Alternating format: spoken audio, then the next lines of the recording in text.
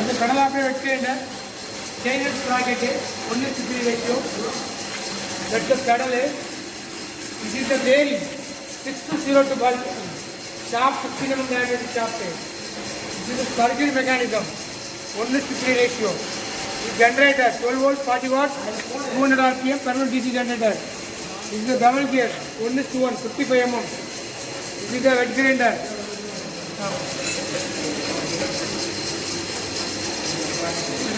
Rotating. Speed up. Power generation. You can connect here these two batteries. This is the grinder.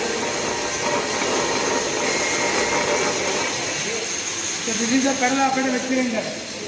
The frame model made up of 1 inch into 1 inch 3 mm thickness yellow engine. Bottom 3 inches 1 C channel length. 3 feet length. So this is the concept of pedal operated wet grinder. Here this 2 wire is connected to battery. If you are having battery means the battery will be charging. So this is the concept.